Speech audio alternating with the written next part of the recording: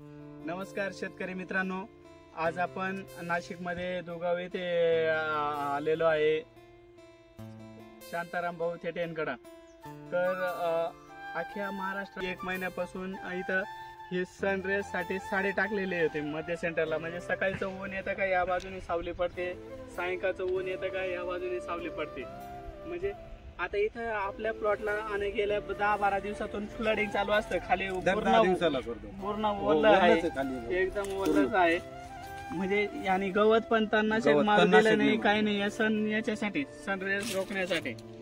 पण अशी काही अडचण नाही आहे। मी वाटलं तुम्ही इथं हे करू शकता, एखादा फळ तुम्हाला वाटलं ना बघू शकता तुम्ही,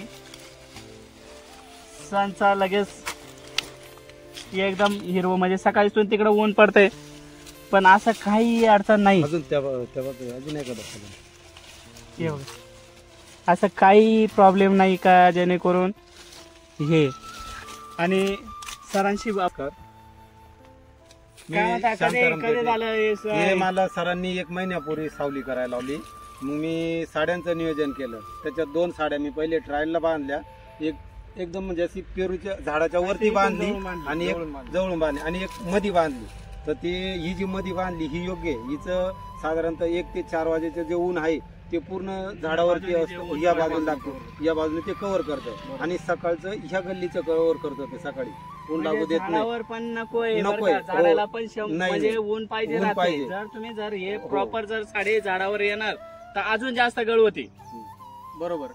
म्हणजे जर तुम्ही जर समजा फोम नंतर 25 दिवसानंतर टाकायचं असाल तर ओके, पण 25 दिवसाच्या आत जर फोम लावल्यापासून 25 दिवसाच्या आत जर झाडावर तुमचं नेट, सावली, कपडा, साडे काही बी येणार तर प्रचंड गळ होती साहेब। ज्यांनी मागच्या वर्षी टाकलेले ना आपण त्यांच्याकडे पोहोचलेलो, झाडाला खाली गंज झालेला। मला सरांनी सुद्धा सांगितलं साड्या टाका, पण मी बऱ्याच जणांची चौकशी केली, विचारलं, कोण म्हणे कपडा टाका, हे करा ते करा, पण हा खर्च आहे ना कमी बजेट मध्ये आपल्याला 100%। आता मी 1000 साडी आणली साधारणतः, म्हणजे 13-14 हजार रुपये लागले ना। आता काय लेबर चार्जेस लागत, गेला असते किती 70-80 हजार रुपये लागले असते कपड्याला। आता 10-12 हजार रुपये आणि याचा मला 2 सीझनला फायदा होईल ना। आता बांधली, आता मी कटिंग केली, आता जो पुढचा बार धरल त्याला पण काम आहे। म्हणजे मी जून मध्येच काढणार, पाणी पडेल तेव्हाच साडी काढून घेणार। त्या दिवशी तुमचा पण व्हिडिओ बघितला मी सनबर्निंगचा, बरोबर आहे, फ्रूटचा प्लॉट मध्ये। तुम्हाला काय वाटतं बघा तुम्ही, आता इथं तुम्ही स्वतः प्लॉट मध्ये आहे, असं काही नाही का मी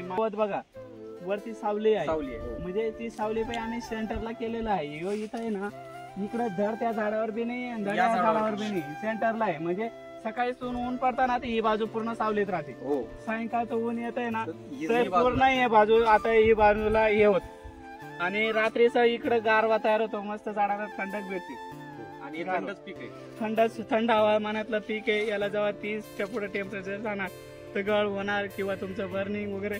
आता इथं झाडात बी हे बघा ना, फ्लडिंग करतो ना, ग्रीनरी वगैरे, झाड पण बोलता ना सर, असं काही विषय नाही, माल ठीक आहे।